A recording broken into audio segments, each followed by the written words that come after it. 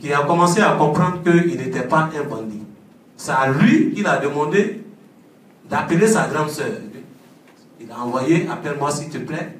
Voilà comment la grande sœur du rescapé a appelé. Voilà comment cette famille-là, c'est-à-dire ces jeunes-là, l'ont hébergé.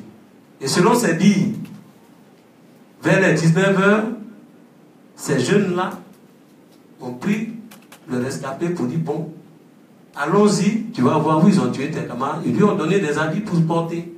Il a laissé ses habits, il l'aura habillé. Ils sont repartis sur le lieu du crime.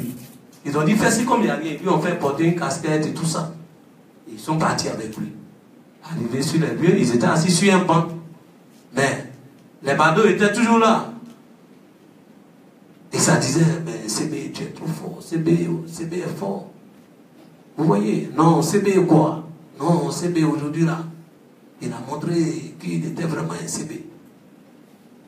Que Joël, le rescapé, il dit, il était là. Il saignait dans son cœur. Et après, il est reparti avec ses sauveurs là. Et ce n'est que plus tard que son oncle, avec sa mère, sont partis le chercher vers minuit. Et ils sont rentrés sur Abidjan vers 3h du matin. Donc voilà, le calvaire du rescapé.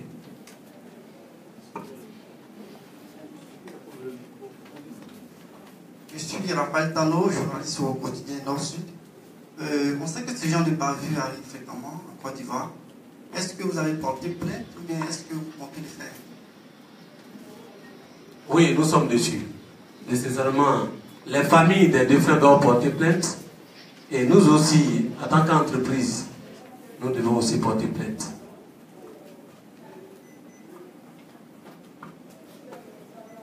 Comment Edmond, autrefois, vos agents ils étaient à la sortie de la ville. Le conflit a posé la question, mais vous n'êtes pas prononcé. Ils étaient à la sortie de la ville et quand on leur a donné s'arrêter, ils sont repartis en ville. Ils vont s'arrêter. N'est-ce pas ce qui a fait que les gendarmes les ont tués? Non. Ils sont chez les braqueurs. Non, non, non, je n'ai pas dit ça. Je n'ai pas dit qu'ils sont repartis en ville. Mais, attends, ils partent d'un point A à un point B. Donc, s'ils quittent en D, ils dépassent le carrefour de Kotobi, hein, et voilà qu'ils sont à Ara. Donc, ceux qui leur intimaient l'ordre de s'arrêter étaient derrière eux. Vous voyez. Donc, quand ils sont arrivés dans un lieu où quand même il y avait des gens, vous savez, tout ça c'est Dieu. Parce qu'ils pouvaient les abattre en ville, dans la brousse plutôt. Il y a un qui est Patrice, qui est aujourd'hui, qui fait partie des défunts, qui a dit au chauffeur, non, mais il ne faut pas garer ici. Ceux on ne les connaît pas, et puis ils sont derrière nous. Donc, arriver devant, il faut garer. Voilà comment il est arrivé en ville et puis il a garé. Voilà. Donc, ils ne sont pas arrivés quelque part et puis revenir encore sur les pas. C'était toujours dans leur mouvement. Ils se sont arrêtés. On leur a intimé l'ordre de s'arrêter.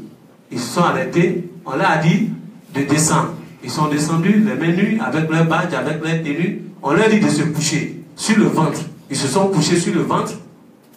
Et quand vous calculez, ça dit à moins de 2 mètres, on commence à les abattre. Mais quel bandit? Toi, tu vas dire, gars, tu dis, descends, il descend. Tu dis, couche-toi sur le ventre, il se couche sur le ventre. Et le véhicule est là, intact à côté. Merci. Est-ce qu'on peut avoir l'identité de ceux qui ont été exécutés? Oui, mais ça est là, on peut vous mettre à disposition après. Vous allez voir le service juridique.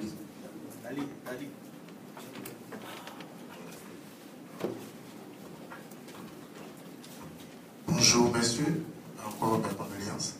Je suis Jay Abel de La Voix Originale. Alors, vous avez dit que les jeunes gens ont été abattus froidement. Je reviens encore sur la question. Ils étaient pour certains en tenue, ils avaient les badges. Est-ce que vous ne pensez pas que vos agents ont été exécutés sous des autres? Est-ce que je veux savoir quelles sont les hypothèses les plus fortes qui vous passent par la tête? Merci. Merci. Mais là-dessus, nous, nos agents ont été abattus. C'est pour ça qu'une enquête est ouverte. Et seuls les enquêteurs pourront nous situer les mobiles de ce crime horrible. Nous aussi, aujourd'hui, on se demande quels sont les mobiles. Seule l'enquête pourra nous situer. Merci. Je suis Marcel Lacan, journaliste au quotidien L'Inter. Vos agents se sont retrouvés à Andé pour des obsèques. Et suite à ce drame-là, quelle a été la réaction des populations? Et de deux, je voudrais savoir dans quel état psychologique se trouve votre agent à ce jour. Merci.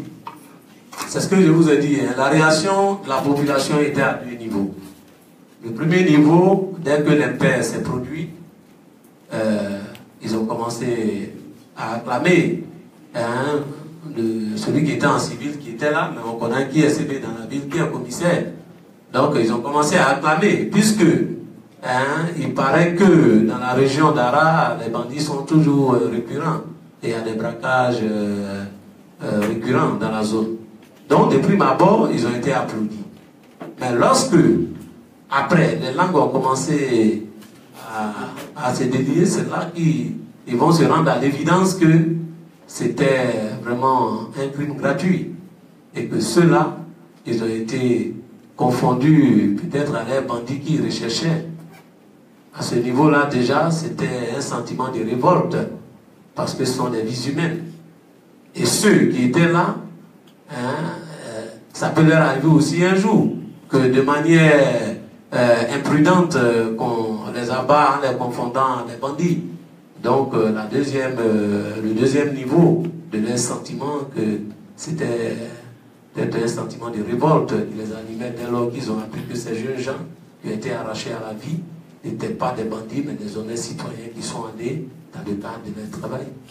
Merci. Toujours avec les questions. Terminé. Alors, il y a quelqu'un qui vient d'arriver.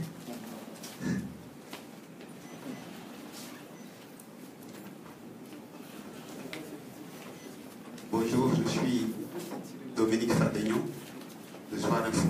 Ah oui. Nous n'avons pas été informés à temps, vous m'excusez pour le retard.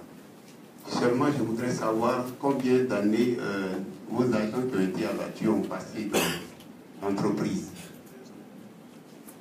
Ça fait 2 ans qu'ils sont avec nous. D'accord. Mais est-ce qu'ils n'ont jamais été mêlés à une affaire de braquage et banditisme? Vous m'excusez pour la question. Non, pas du tout.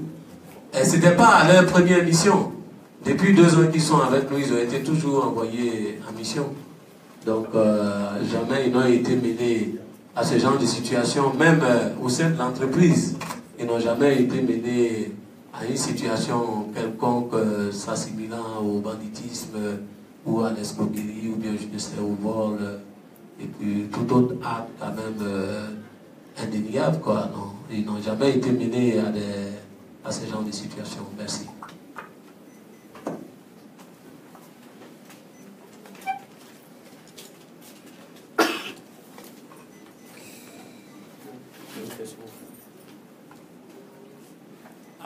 Il y a quelqu'un qui veut parler derrière? Ok.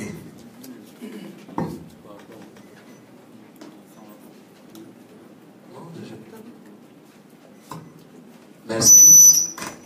S'il n'y a plus de questions, au nom de la direction générale, nous voudrions remercier tous les journalistes et remercier au passage nos collègues de Sinapofu, le syndicat des pompes funèbres, représenté ici par M. Boni et le secrétaire général M. Mbesso Pilipili. Vous savez, nous sommes beaucoup touchés par votre marque de sympathie. Et à vous les journalistes aussi, vous êtes le porte-voix des sans-voix. Et aujourd'hui, je me rends compte, je me rends en évidence que notre entreprise vraiment est soutenue par vous les journalistes, pour que la vérité éclate. Mais moi, je suis serein. Les familles aussi sont sereines parce que le gouvernement, les autorités de notre pays les ont rassurés, nous ont rassurés aussi que rien ne sera caché, il n'y aura pas de tricherie, que la vérité sera dite et que les responsabilités seront situées. Merci. J'ose espérer que ce que j'ai dit sera transcrit fidèlement, sans déformation. Je sais que vous êtes les professionnels et je ne doute pas de vos professionnalismes, mais seulement je voudrais que ce que j'ai dit soit transcrit fidèlement. Je reste à votre entière disposition et nous, nos avocats, sont à la tâche. L'enquête aussi est en cours. Nous restons à votre écoute. Quand besoin se fera sentir, on pourra encore vous situer sur la suite. Merci, mais on a une petite collation en salle de réunion.